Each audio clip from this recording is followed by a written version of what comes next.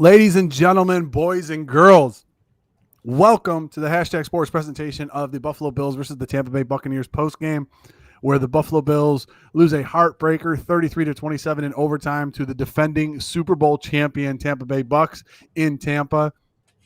Stark weather conditions, a lot different from last week when they had to play New England. Paul and I will be giving you the post-game wrap-up, talking about the game, talking about next week and what this means for the Buffalo Bills moving forward. Obviously, we're going to talk about game management, penalties, Josh Allen's update as far as his injury, which we don't get that information here, but it is worrisome. Point being is this, Paul, the Buffalo Bills are back. The Bills are back, Paul. Look at that comeback, man. Minus Tre'Davious White. Obviously, you gave up a lot of yardage, but surrendering a 24-3 lead at halftime and coming back the way that they did, I think, against the defending Super Bowl champions, I think paves the way for this team. Hey, they performed a hell of a lot better than Patrick Mahomes did there about almost 10 months ago. Yeah. So, yeah. Although everyone's mad, although everyone's upset, although we're going to talk about a lot of things tonight, Paul, I saw some really positive things out of this defense and the offense in the second half. That's all I'm going to say. That's an interesting way to look at that. Glass is half full and it's full of vodka. So yeah, what's it full of? Yeah, what's it full of? I think from it's a nice comeback story, right? It's a moral victory for the fans, right? Because it was tough there for a while. I was pretty upset. I actually I was walking from my kitchen to my living room and the Bills got that delay of game. I was like, are you kidding me? And I hit the door frame. Like, that's not like me, right? Mm-hmm. I was so frustrated with just their complete lack of flexibility in this game. And then the second half happened and they started to run the football effectively. And it showed you, hey, listen, running the football isn't against the law. All right, we should do that more. But I do want to hit you with a real quick stat, Mar, and I want to do this before we, get into thanking any of our sponsors. This was the very first game in Josh Allen's career, playoffs included. The Bills were coming into today 10-0 in games where he had more than 10 rushing attempts. 10 rushing attempts or more. They had never lost a game. This was the first game they had ever lost where he rushed for 10 times or more. And I think that's fascinating, right? It is fascinating. Yeah. It's fascinating because it's almost counterintuitive, right? You would think that games where Josh runs a lot, he's trying to make things happen that aren't there. But that's polar opposite, right? They've won every single game that he's ever had 10 or more attempts in, minus today, which they lost in overtime.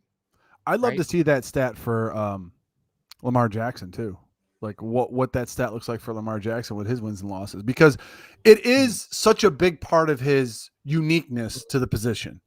Allen being able to run effectively on those boots and whatever he has to do, or if because of the line play, 7-6 right now with the way that this line has been playing is actually good.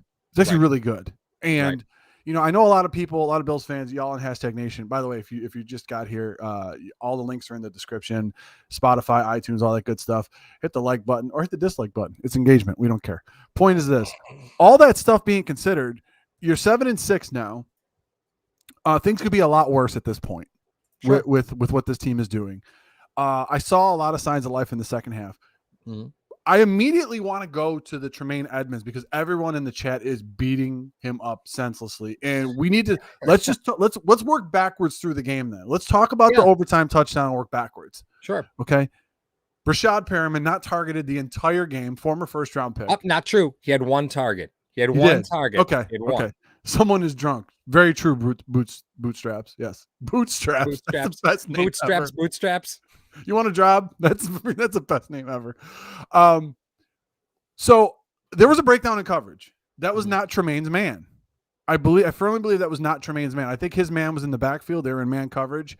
And I think Dane Jackson had a blown assignment on that because there were two cornerbacks that went to the out route. And Dane was one of them. I couldn't see who the other one was, but then Perriman came back across the formation. I think he just got lost in the mesh because there's no way that that's Tremaine's guy. Right. I don't think that's Tremaine's guy. Like, you could hear about it at other channels throughout the week. That's not Tremaine's guy.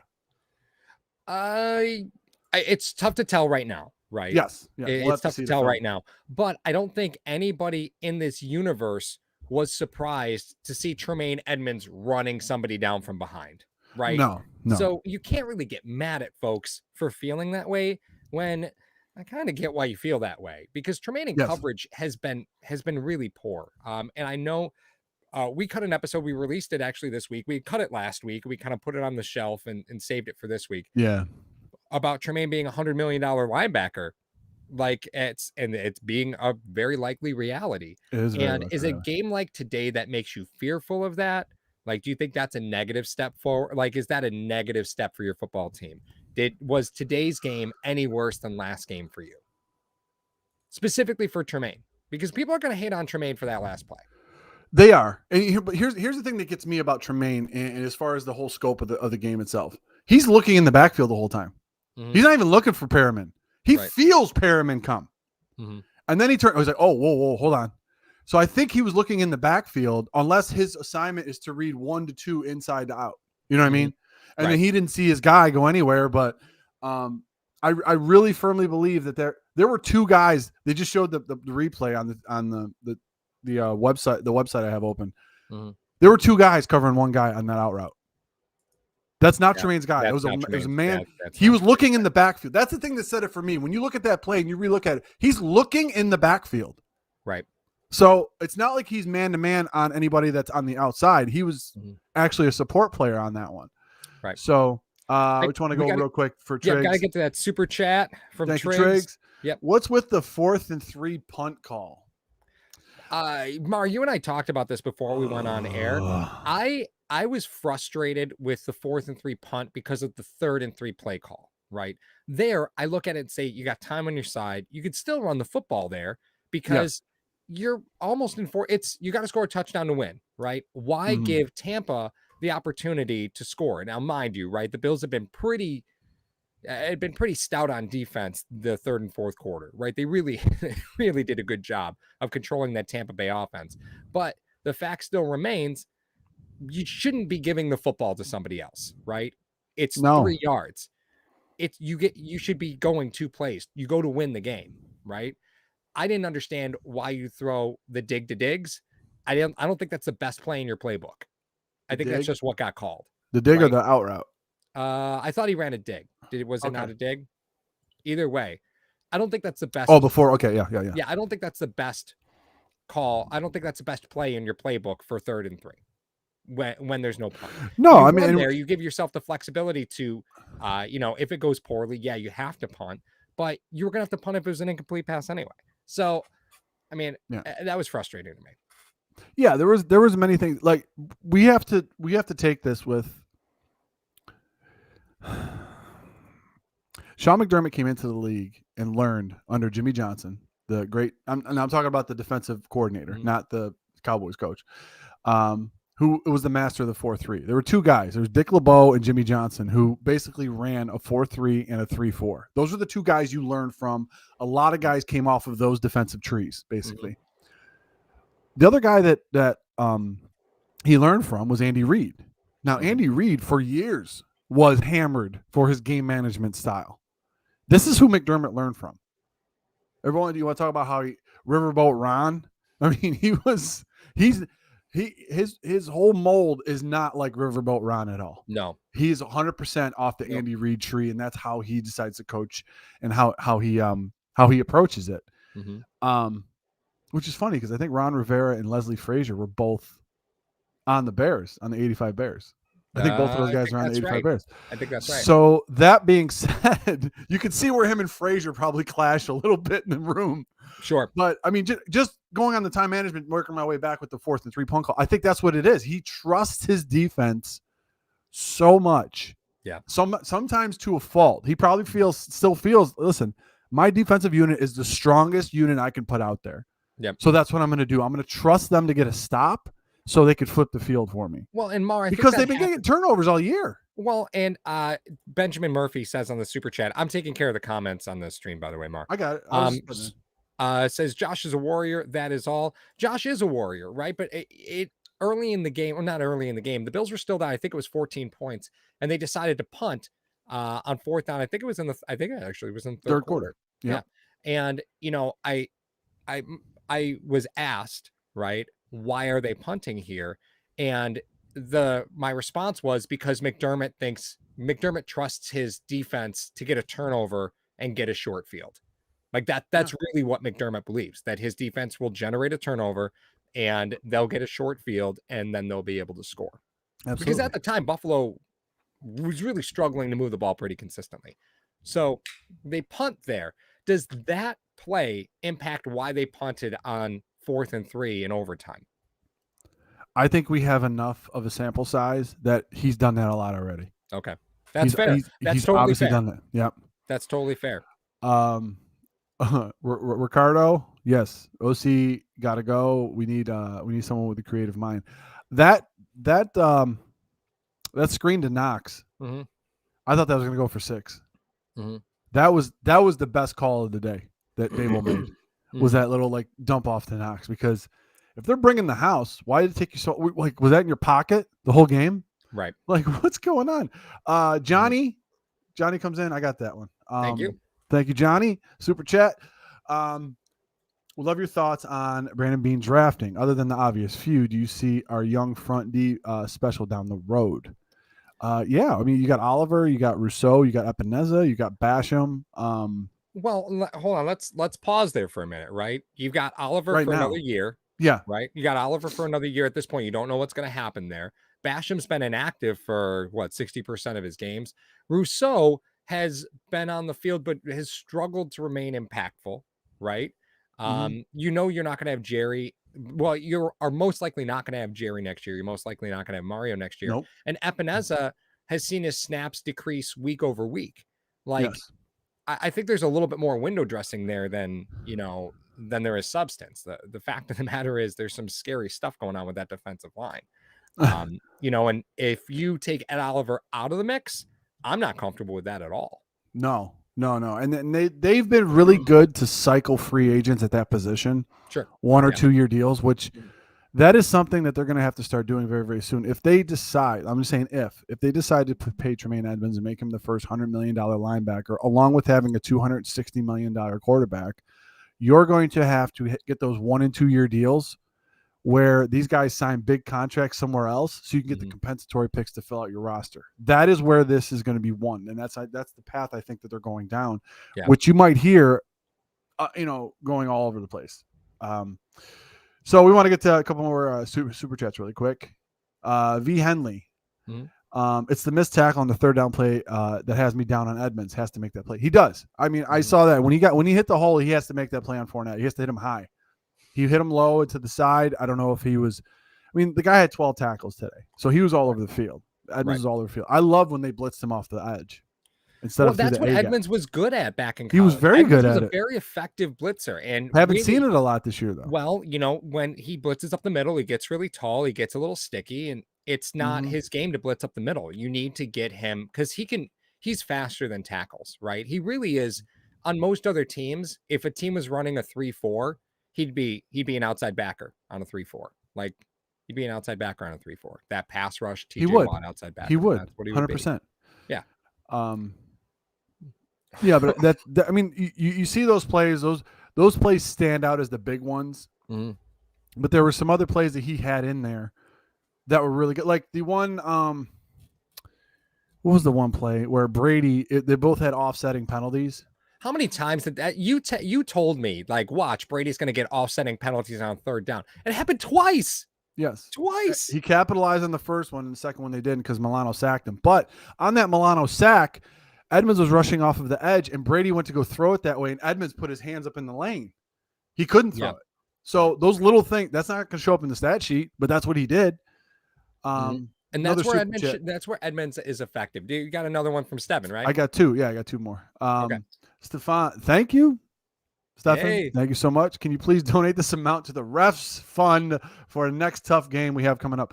I said that in the beginning of the game when they started to call those ticky-tack fouls. I'm like, listen, you are setting the precedent for how this game is going to be played the whole game. You can't change how it is. At least be consistent.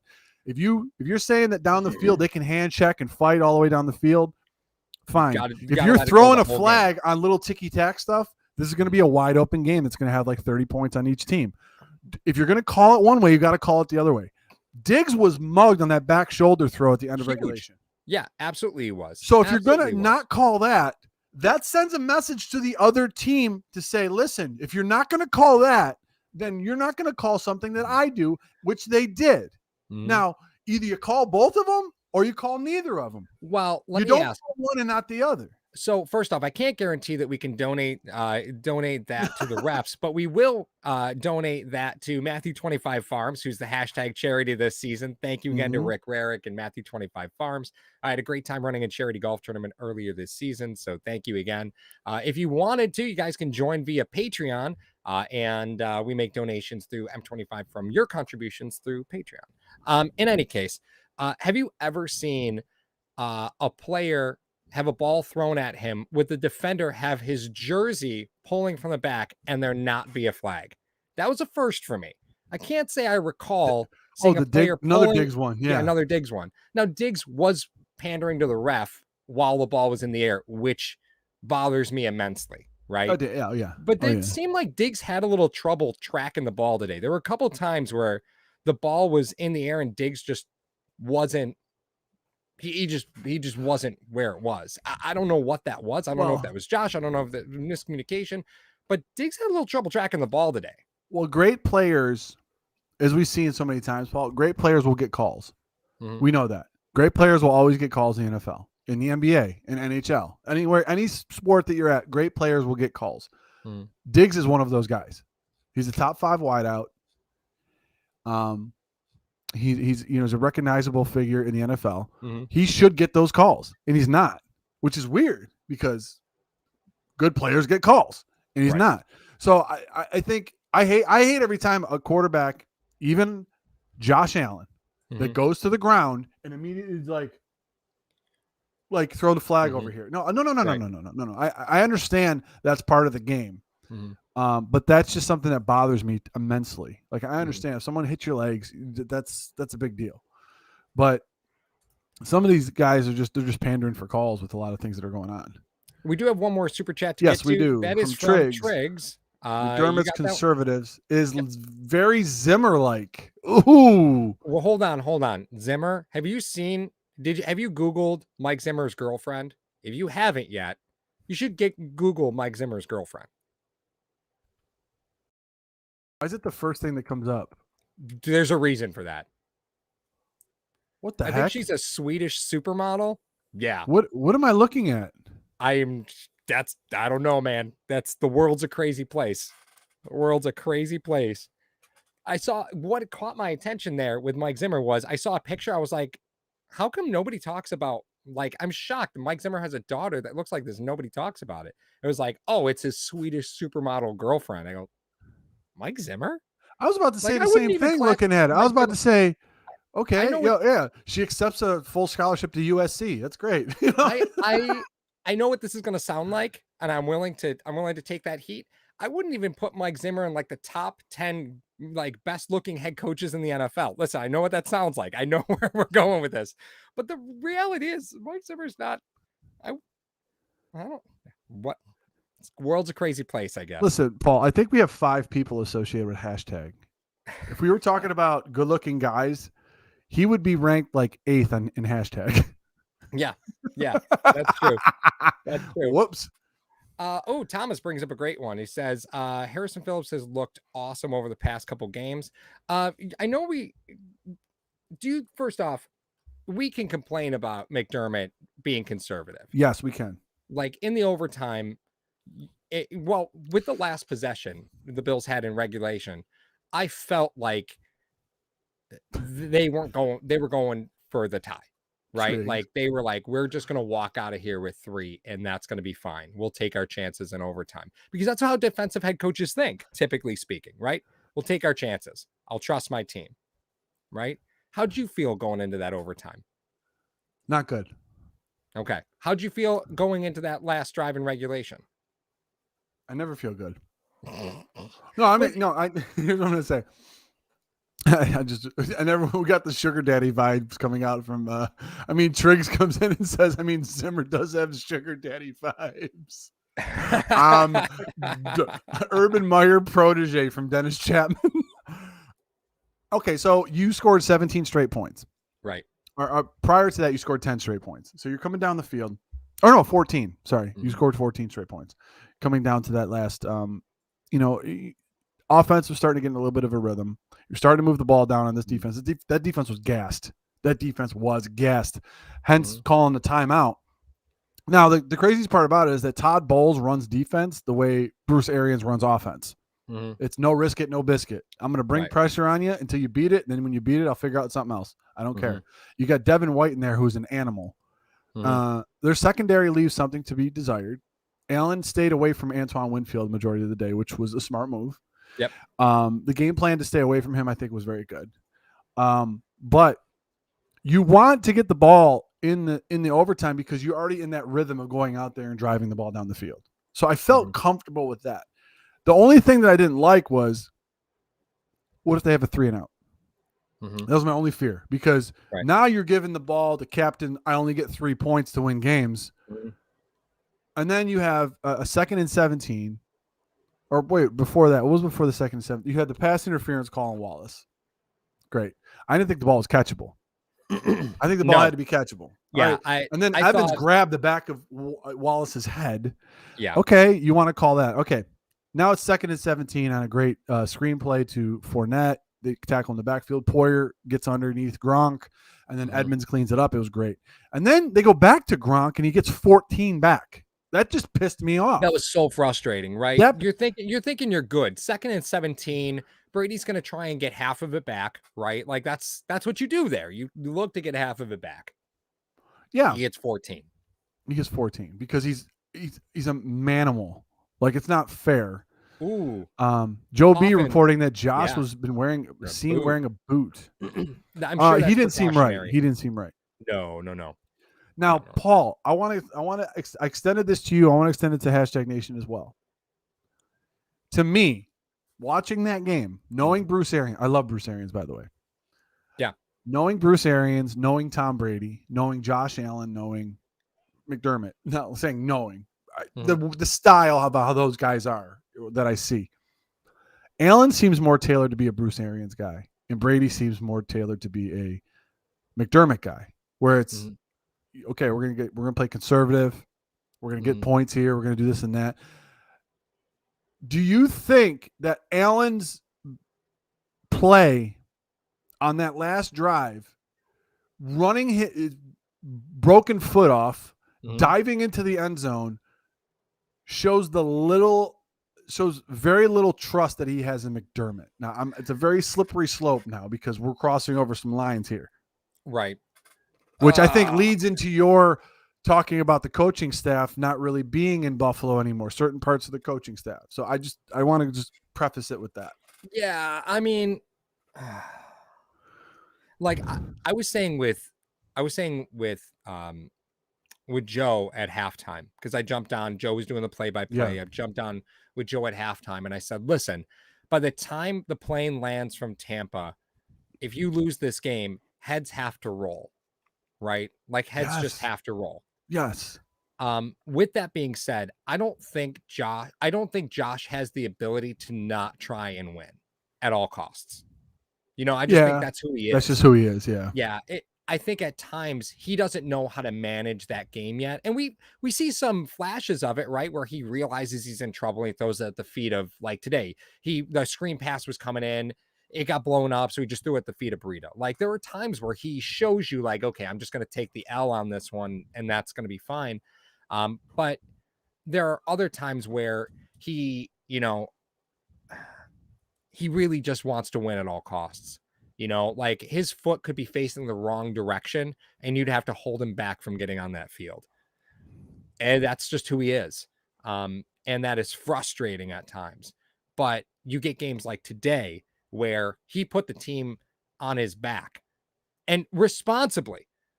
I think this is the first time we can really say Josh responsibly took care of the football. Yeah. From behind. because he's been irresponsible in these situations. And I'm comfortable with the learning experience there. I wish they would have won, right? Mm-hmm. But this is what the offense had been missing. But with that being said, Mark, Josh Allen running 10 times in a game doesn't supplement not handing the ball off to your running back until the third quarter. That's unheard of to me. Like, Josh running doesn't make you have a run game. It's not the same thing, right?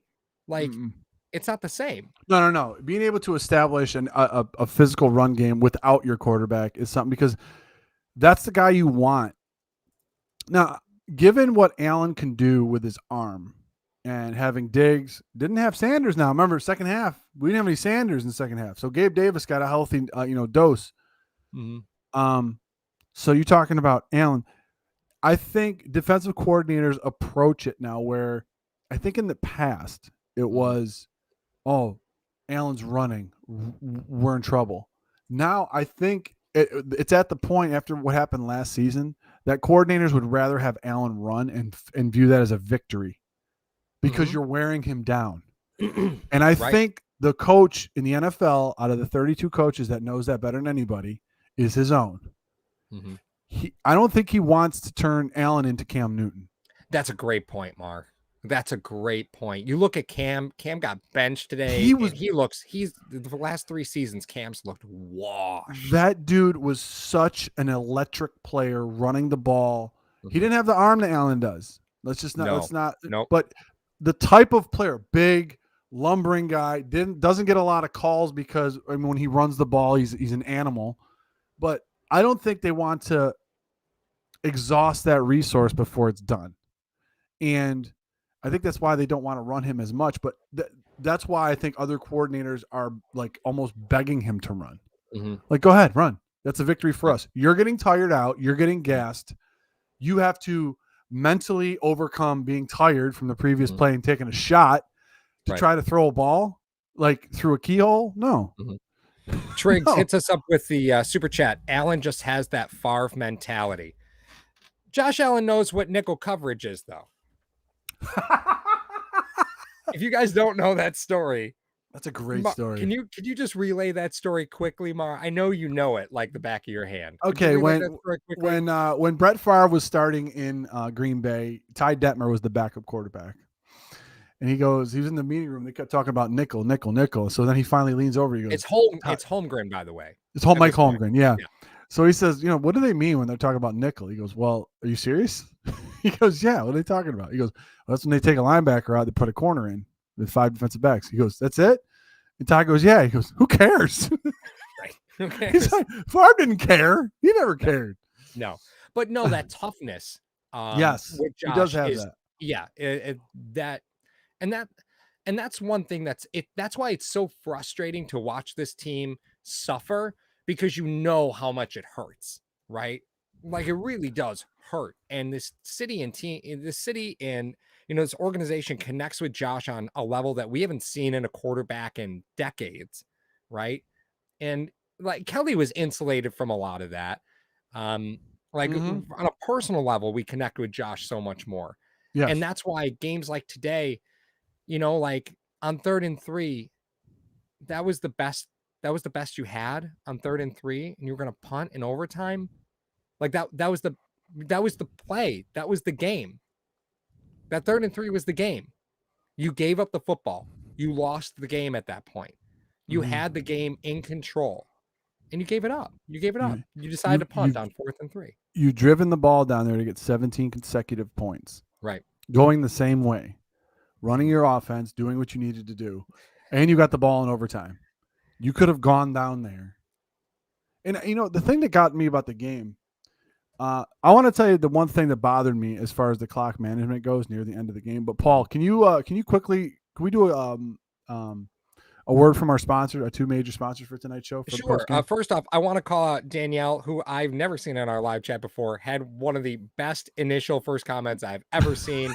And that was, Cam can't be blamed for today. The O-line in Carolina couldn't block a spam phone call. That is a great introduction. That was brilliant. Thank you so much for that. All right. So obviously you guys know This hashtag sports post game show is sponsored by Mr. Rogers Homes. Obviously, if you guys are ever looking to relocate down to Arizona, maybe buy some income property, give Sean a call. Let him know hashtag sent you. Sean's been a partner with us all season and has made many donations to Matthew 25 Farms. So we appreciate his sponsorship with us. So thank you again. And of course, our newest partner, which is LinkedIn. Let's see here. There's a whole promo I have to do here, Mar. And I'm getting old. I'm getting old. And the problem when you get old is technology starts to confuse you. So these days, it can be hard to find and hire the right candidates for your small business. And that's why LinkedIn Jobs has made it easier to find the right people to talk to faster and for free. I'm hiring in my job right now, and even people that work for my company, sometimes it's really hard to find a great internal candidate. And these are simple to use tools that it quickly filters down to people that fit your job and who you want to hire. LinkedIn Jobs helps you find the right candidates you want to talk to faster. Did you know that every week nearly 40 million job seekers use LinkedIn? Post your job for free, linkedin.com/HTS. That's linkedin.com/HTS, hashtag sports, to post your job for free. Terms and conditions apply. Thank you to LinkedIn for sponsoring the halftime show. Yes, thank you so much, LinkedIn and Mr. Rogers Homes. Mr. Rogers' brochure will be in the description of this video. If you're thinking of going out to the Valley of the Sun, Sean is your guy. Hit him up. Tell him Pario sent you. Paul Amario sent you. Stefan coming in hot once again. Woo! We have 3 running back 2s. I want Karen Williams in the first round, or George who? Carla Fitz in the first round. I don't know who that is. Who's that? Okay, let's back this up, Mar. What am I saying? Okay. Stefan has been riding we need a number 1 RB for a long time, right? Yes. So do you think this is, if we back that up, right? Is it talent at the running back position, right? Is that what makes the difference? Here's the reason I bring that up. Usage. Right? I think Fournette is a great example, right? Fournette former first round pick, waived by Jacksonville, right? Was available to anybody. And Buffalo had drafted Devin Singletary and just drafted Zach Moss, right? Yes. And they said, we're okay. But now Zach Moss has been inactive for, a couple games, healthy scratch. And you're looking at moves like that saying, is the talent at the running back position, is that the reason we're not using it? Or is it play calling? What is it? I would say it's the usage, because let's not forget that if you looked at tape of Fournette in Jacksonville and you look at tape of Fournette in Tampa, it's 2 different players. Now, I don't have the exact statistics, but I don't remember Fournette catching this many passes in Jacksonville. Oh, TJ Yeldon was there for that. Yeah, no, Fournette didn't do any of that. No, he didn't. He was I'm going to run between the tackles and beat the living piss out of you. That's the kind of running back he was. I'm going to put my head down. I'm not even going to be I'm not even going to be on the field on third downs, which just happened to manifest later last season and into this season, where he's actually on the field on third downs. So he changed the type of player that he was, but he was a former first round pick. He had the talent to do so. You're getting these guys. Now, Paul, maybe we thought, whether justifiable or not, we thought that the running backs were Moneyball picks. You draft because that's the cheapest way to acquire talent. Nobody's paying running backs high money anymore. Right. So then what do? You decide to draft. You decide to draft your running backs because that's going to be cheap for you. Also, they decided to draft defensive ends. Just kind of go on this point. Defensive ends make a lot of money in the NFL. You're going to have to pay a middle linebacker and a quarterback very, very soon.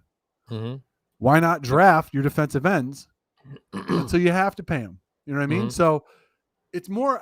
I always think it was like a money ball thing. Like, could they have drafted a running back in the first round? They definitely could have. They definitely could have. And we got another super chat coming in. Why'd you take We sure do. Just want to call out Danielle's comment real quick. Danielle says, I'm a Carolina fan. We got a top 5 running back, and look what we do. Buffalo is my AFC East, or my AFC team. Y'all relax in the red zone and hold those field goals. Y'all will beat anybody. Oh, but God. I mean, you look at a dynamic player like CMC, right? And Yes. health is always the issue. And you look at players that have been first-round running backs, and you look at Rashad Penny, right? Rashad Penny wasn't healthy till today. He was drafted 3 years ago. Like these are, and you look at CMC, and you see the same thing, right? You look at Barkley, you see the same thing. It's not the dynamic ability of skill position players completely changes the spectrum of your offense, right? Completely brings a different level. And Buffalo will always be, chasing that, dynamic if they don't invest some resources at the running back position. You have to take that. Wow. You have to be able to take that pressure off Allen. You have to Wow. be able to. I want to get up to this point real quick before we get to the super chat. Someone just put it in there. Ricardo Fournette had over 80 catches one year. Yep, sure did. Ricardo, I was surprised in 15 his last year in Jacksonville. He had 76 catches. I'm surprised by that. In 2019, he had 76 catches after Yeldon left. But if you want to look at the stats a little bit deeper, 23 of those went for first down. So those were probably just dump offs, by the quarterback. They're pretty bad. So those are probably just. But that's interesting though. I didn't know he had that many catches. I appreciate that. I appreciate good statistics like that. Call me out if I'm wrong, guys. Did you put up Triggs? I did. I got Triggs up there. You go ahead. Yeah. Yep. If Bills don't want Allen turning into Cam, they better build him a great pass blocking O-line. Period. They should take a page out of the Packers book. Bortles with checkdowns. Yes, that was definitely Bortles was checking down to him a bunch of times. Yeah. This is unfortunately, I'm going to kick it to Paul because he made this statement a while ago. I agree with it 110%. He's kind of worried because he doesn't know what I'm about to say. What he said. No idea. Let's play a game. What has Paul said in the past? Because Paul said in the past because Paul don't remember it. This is the offensive line that you're going to have in order to pay the quarterback that you want. Yeah, that's 100% true, right? So at some point, the rubber's going to have to meet the road. I'm just going to go and pull up the Buffalo Bills salary cap situation. Yes. So you're going to be able to invest some resources in a couple players. And right now you're doing it in Deion Dawkins and you're doing it in Mitch Morris and I guess Darrell Williams, right? Yeah, a little bit to a degree. Yeah, right. He's overpaid for a guard, but he's really paid nicely as a tackle. But the point is, like, you drafted 2 defensive ends in the first and second round because those are premium positions that cost a lot of money. Yes. And when you're paying a middle linebacker, when you're paying a corner, when you're paying a center, when you're paying a quarterback, those are the positions you can't afford to pay, right? Mm-hmm. Mm-hmm. So you draft those premium positions. That's why you saw Buffalo go back-to-back with defensive ends. That's why you saw Buffalo walk away with 2 tackles. That's why you saw Buffalo draft a couple corners. Like, these are the positions that you can't afford to pay otherwise. And you just hope to hit, right? Like Spencer Brown he had a really hard day today. And I don't know if that's communication with Darrell Williams, but this was the toughest game I've seen from Spencer Brown. But you know what I saw from Spencer Brown that I absolutely loved? I saw Spencer Brown run his ass 15 yards downfield with Josh Allen. I love that. When you got Spencer Brown pulling in space, there wasn't a more athletic tackle in the league than Spencer Brown. But when you're asking Spencer Brown just to sit back and pass protect, you're not playing to his strength right now. That's not what he's great at. You start moving Spencer Brown, he's a dangerous weapon on that offense. And it's a shame that it took Buffalo being down 20 plus points for this team to start utilizing his skill set like that, because he was a dangerous weapon once you started moving him around. Dangerous weapon. And that's what's so concerning to me is come on, like, this should be a part of the game plan here, right? Like, this should be a part of the game plan. Yeah, but this is the problem. Spencer Brown's a rookie. He's missed some time. He's been in and out. You don't think Todd Bowles knew that? Mm-hmm. Like, right. Okay, this is where they've had the most trouble trying to block, and this is what we're going to attack. They have some horses up front that they have to contend with. Mm-hmm. I think that at the end of this year, I mean, we could speculate all we want, but Morse is going to be gone. You're going to draft a center in the second round next year that's going to take over the reins, unfortunately. Yeah, I don't know how the money situation lines up with Morse, but I can answer that question. So Morris right now is 2022 bonus. Yeah, so fifth day of the league year. He's got one more year left on his deal. It cost you 2.7 to cut him. 2.7? 2.7. Nothing else is guaranteed. 100%. It does guarantee fifth day of the league year. Part of his roster bonus. He's got $1 million roster bonus. So after fifth day of the league year, it costs you 3.7 to walk away from him. Yeah. I just 6.9. Yeah, I just think with his contract that was eating up a few things, it kind of tied you down a little bit to make any other kind of signings anywhere else. And if you want to, Alan, you're going to have to know now. I mean, whoever you surround that rookie center with, they're going to have he's going to have veterans all around him. Because you're going to have Williams for another year. You're going to have probably Butker for another year. You're going to have Dawkins there. You're going to have Brown there. If that's the line that you want to go with in 2022. I mean, I know we're getting ahead of ourselves, but what I'm saying is he's going to have enough people around him that will baptize him by fire. I mean, Edmonds was baptized by fire. Yep. Tre'Davious White was baptized by fire. So was Milano. Milano, he couldn't start over Ramon Humber initially. Yeah, it took 8 weeks for Milano like 8 weeks, to start. Yeah. 100 people here and 28 likes. Thank you, my friend. Thank you. Yes. Love it. Thank you. Sorry. Yeah, it's all about engagement, guys. We get our Buffalo Bills stuff out there. And just so you guys know, I had a beef with a friend of the show, honestly. Connor Commentary, who was a Patriots fan last week. I said some things I shouldn't have said. Our Twitter account got axed. So there's a new Twitter account that's above my head. Hashtag 2.0. Okay. If you guys are on Twitter, we're going to try to build that up again. We're going to see if we can get up there. I put a bet out there, or Paul put a bet out there. It was crazy. He said, if we get 5,000 people by Christmas, 5,000 followers, I will go through a table off of my roof. I will literally Cactus Jack a table. Let's make it happen. Roof. I will Mick Foley that, like, ridiculousness. Point being is, all right. I mean, going up, we could talk about the referees. The play calling for me was quite vanilla, like you said in the first half. It was quite vanilla. Bowles was throwing everything and the kitchen sink, and you saw how this is how Tampa plays, guys. This is how Tampa is. They blitz and blitz and blitz. They try to get a big lead on you, and then Brady is able to use every resource available. I really thought they were going to run the clock out. That throw that he had on the RPO with 3 minutes left was so shocking to me. I'm like, why are they throwing it all? Right. I was like, this is classic Brady. He gets the ball back. He's up 3. He's just going to run out the clock and kick a field goal with like 5 seconds left. Yep. Even Romo said it. You know what I mean? It was like, okay, what are we going to have to do now? We've seen this story end this way a bunch of times. Sure. Mick Chicken, you are 100% right. That is a Shane Falco jersey. 110%. Sure is. That's it. G-Rock comes in with a great. That's an episode, but I would say yeah. Pay Edmonds? I'd say pay Edmonds. Oh, man. I don't know. This is a very slippery slope because emotions are high for what just happened. I understand that, guys.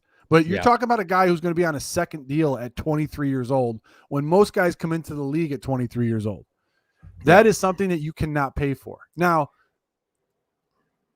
depending on how they use him in the future, this team is built to stop the pass, guys. This team is not a run-stopping team. You have linebackers that are sideline to sideline and coverage linebackers. Now, you want to talk about that last play of the game that ended it? That was not his guy. He felt somebody cross his face. And then he was like, oh, wait a minute. Something's wrong here.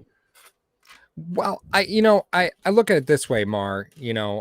First off, I want to call out John, who made a comment about the Bills had heart tonight, and much like in the movie Replacements, gotta have heart. But on top of that, Triggs comes in. The Bucs are asking to get beaten. I mean, I think Brady was pretty confident that everything was just going to be fine if they could just have 7 play drives and just wind this one out.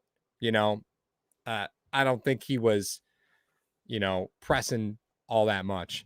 Truthfully speaking, right? That third was second down. Was it third down? It was second down. Second and whatever it was, where Brady rolled out and tried to hit Godwin down the right sideline. That is not I mean, Brady could just hand the ball off like that. The Bills were trying to kill time. They were using their timeouts. Why throw that football there? That's all Arians. He You wanted to think end it. so? He wanted to end it because he already seen what happened. That would seal it. That first down Oh, there would have seals the sealed. game. Yeah, would have sealed it. First But the down there thing seals the was, game. I think Arians saw what was around the corner because the Bills ended up scoring again after that. So they just scored 14 straight on you. I want to end this now. Okay. I don't. My defense is gassed. They're running out of juice. I want to end this right now. I think that was an Arians call. I really think. Oh man, I don't know. It puzzled me because Buffalo's using their timeouts. Like even in Madden, when the AI starts using their timeouts, you're like, I'm just gonna run this football real quick. Let me just burn these timeouts. Let's get it over with. To me, Diggs looks a little banged up. I wouldn't be surprised if we see him come on the report. Yeah. He looked a little banged up. He just didn't look himself. It just, what I think it was, Paul? The Bills have been playing in less than stellar weather. Mm-hmm. And then they're playing down in Florida in 80-degree weather. I think it just threw him off. Mm-hmm. I think he was just gassed. I think that the heat and everything got to him. I think it got to a lot of guys. I really think. Steven brings up a great point. He says, need a veteran linebacker like Zoe to direct Edmonds. He still needs time, but he will be amazing. Nobody's going to argue the athlete that Tremaine Edmonds is, but what would you think if the Bills brought in a veteran linebacker to play next to him? Here's the thing, right? You did that with AJ Klein, right? Here's the thing. So we've already done this. And the Bills play base nickel just all the time. And that makes it kind of easy for Brady when you're always going to play zone out of base nickel, right? Like that's what you run. You're on zone out of base nickel. You do it 95% of your snaps, right?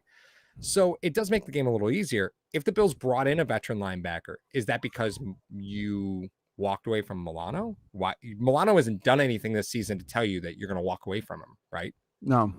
Yeah, no. Okay. That's tough. My ideal situation: bring back Kuechly and move Edmonds outside. Nope. Let's talk about stuff that's not going to happen. Let's go back to reality. What I'm just saying is, I mean, hey, give me 20 snaps a game, Luke. Give me 20 snaps a game just to move Edmonds to the outside. I support anything that moves Tremaine Edmonds to the outside, right? I really do. This channel has been a very big advocate of moving Tremaine outside and Deion Dawkins inside. Just remember that. Yeah. I mean, Feliciano at center with Dawkins at guard, along with Williams at guard. Who's bull rushing that? Please just tell me. Yeah. Who's bull rushing that? Nobody. Yep. Ideal situation. Poyer at linebacker. He already plays linebacker. We got to look down the road a little bit more. 10 tackles today from Poyer. From here on out, we're under the impression losing a game is not an option, right? No, from here on out, yeah. But this was the one game that you could, theoretically, NFC, you could lose. Right. With the Bengals losing today, that was huge for the Buffalo Bills.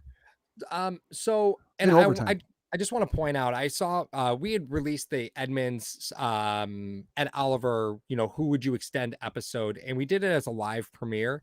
And Michael Reisman had commented, he's like, how do people see this already? Members of our Patreon get all our episodes that we release early. So when we're not live and it's a regular, pre-recorded episode, our members on Patreon get those episodes the moment that we upload them. So that's why sometimes when we premiere an episode, you'll see likes on it, you'll see comments on it. That's because our members get all that stuff early. I just want to call that out. Links in the description if you want to join the Patreon. If we look down the road, yes, no, you can't lose another game, right? No. But does the second half of this game establish an identity for this team going forward? Or are we going to be back to where we were at the start of the next game? Well, obviously it's going to depend on, as you've observed, how his day's going to be and what's the status of Josh Allen with that boot. Yeah. If you take Josh Allen running the ball out of the playbook today, this is not as close as it is. Right. Yep. So Andre brings up a great point. Andre says, one hell of a game today, man. It just shows that this team's got a lot of fight left. It does. I just want to go. And Triggs comes in with a super chat. He said, I love Edmonds, but he's not patient enough to play middle linebacker. He over pursues, misses tackles, and shouldn't. That he shouldn't miss. Edmonds is built to play outside linebacker. Well, you know what? Outside linebackers have to maintain the cutback lanes a lot. So if he over pursues, outside linebackers are a place I don't want to put him at anyway. The problem is this. Well, Mark, just to speak to that quickly, Yeah. Edmonds' last game would step to the gap and get washed. Right, he would get He to had the guards gap. on the second level. Yes. Right. You know, I think And this if you defense move is him not built for the outside, run, Paul. Little bit of a different situation. You move him outside. Just saying. Oh, it is a different situation. I understand that. For him to take care of half the field, take care of running backs out of the backfield, he can do all that stuff. My point is this. If you want to leave him in the middle, you can't. You look at the games where Starr, Harrison, Oliver, Butler. No, there was never a game Butler did it. Any of those times where they were able to keep guys from getting to the second level, teams aren't able to run outside, and they're not able to run inside. Because Edmonds hits the hole too damn fast. So does Milano. They go sideline to sideline. There's not a lot of teams that want to run outside. It's always off tackle when they get washed. Mm-hmm. When they get guards to the second level, they pull a guard and come around the edge. Or they have a tight end that's just an H-back roll that trap blocks so the guard can come outside. That's usually when it happens. Mm-hmm. Does he over pursue? Yeah, a lot of those guys over pursue. But it's the fact they're getting washed by the guards that get free reign up to the second level. McDermott and Frazier's defense is predicated on all of the front four eating bodies. They don't have to get stats. They just have to eat bodies. How many times in Carolina did Luke Kuechly have 265 tackles in a season? That's what the job was of the defensive tackles, was to eat bodies so Kuechly can hunt. That's how it was. That's how it was in Philly. That's how it was in Carolina. That's how he tried to make it here. Mm-hmm. So, I mean, I would love to see Edmonds on the outside. I just don't think we're going to see it. When this organization, Google Cody Ford. You know what I mean? When they have an idea. Inactive today. Yeah. No, but when they have in their minds that this guy is going to play, that guy's going to – I'm talking about first-round picks. You know what I mean? Mm-hmm. This guy's going to play. This guy's going to play. They never had good ring defense, so it shouldn't come as a surprise. So – that being said, I think this game, with the second half surge that you had, depending on the injuries that are going to come out of this game, obviously Feliciano was activated, but he didn't play. Depending on how all of that shapes up, I think that you're in a good spot going into the last was the last 4 games of the year for the Buffalo Bills. Is it last 4 games? Were they're 7-6? Yeah, last 4 games of the year. You can go 11-6. You have to beat the Patriots. That's the biggest one. And I think people already have them beating Carolina, the Jets, and the Falcons. If they play like they did today, they'll blow out those 3 teams. And they'll have a really good shot against New England. Because I don't think New England could have the power to come back if Buffalo plays like they did in the second half today. I look at it this way. Yeah. If today had to be the game where you're reminded how important running the football is, then great. Yes. Then great. It's you have to run the table from here on out. So it is balls to the wall. You can't. There is nothing that you can't take off the table. Right.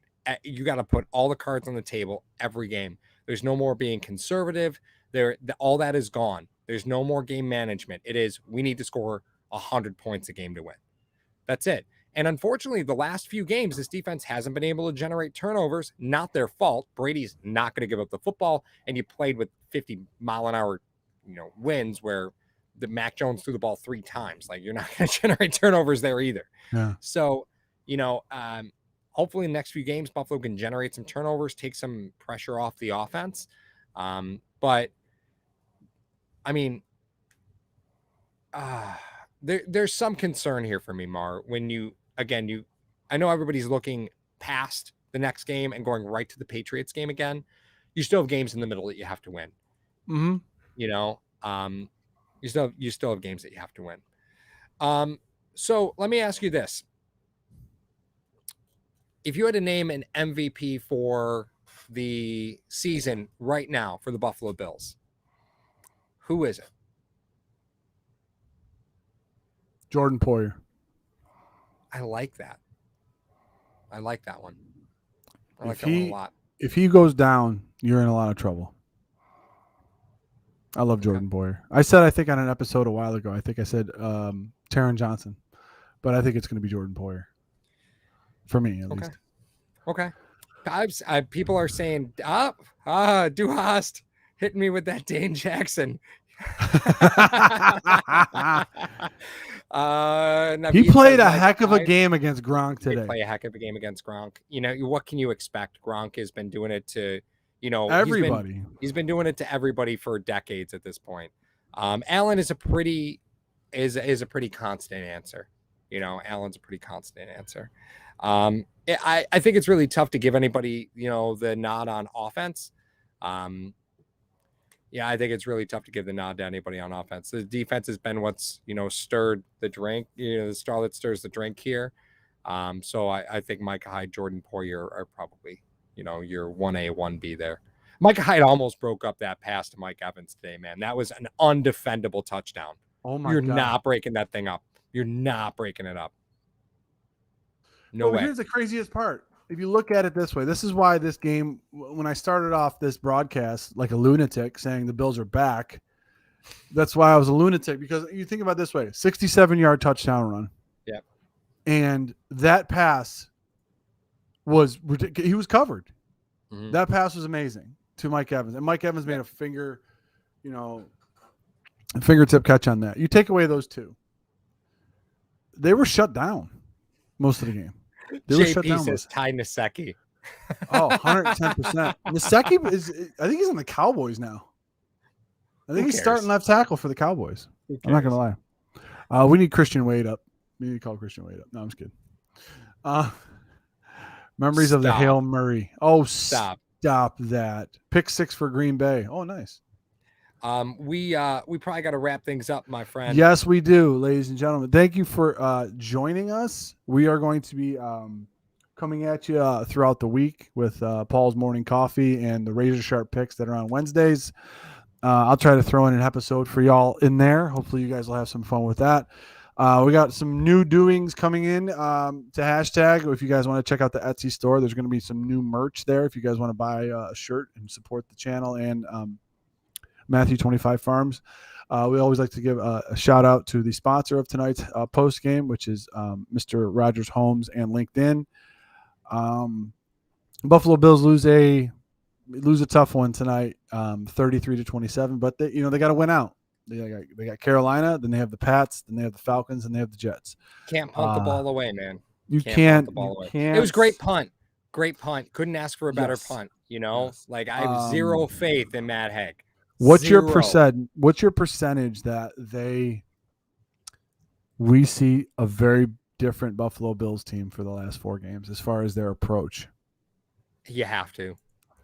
Yeah. You got to completely reinvent. If you're not gonna let any of your coaches go, right? If you're not gonna let your offensive line coach go, if you're not gonna let your offensive coordinator or defensive coordinator, I'm not advocating for any of that. Let me be clear. I'm not advocating for any of it. You have to expect something like that to happen to make a statement, and the Bills have avoided it for so long. If you're going to make a statement, you probably have to do it now, and if you don't, you run the risk of just looking like you're complacent, right? Like you need to snap. You need to snap some people back to the reality, and if that means letting go a position coach, you hate to see somebody go, but you have to. You should have considered it 2 weeks ago. Yeah. Right. It should have been on the table 2 weeks ago. Hey, if you win, he'll still get a ring, guys. If you win the whole thing, letting the position coach go, he'll still get a ring. But are you going to see a completely different team? You're going to have to. You've tried the same thing for 13, 14 weeks. It's time. It's time. It's time. You got to reinvent what you're doing. It's been such a Jekyll and Hyde team. That 7-6. Did you mean that on purpose? Yeah. Huh? Yeah. Jekyll and Hyde. Yeah. It's been such a Jekyll and Hyde team that 7-6 makes sense. Makes sense. That's true. They're 7-6. I mean, true. They've been up and down. We recognize the fact that the offensive line needs to be fixed. I think the one guy who recognizes that it has to be fixed the most is Josh Allen. Mm-hmm. So for Paul, I'm Mario. This is Hashtag Sports. Thank you for joining us for the post game. Hit the description for all the links and everything that you guys want. HTagSports.com or hashtag 2.0 on Twitter. You can find us at all the other socials at HTag Sports. At HTag Sports. Buffalo Bills have to run the table, so let's get that going, baby. Hashtag run the table for the Buffalo Bills. Let's go. We're out of here.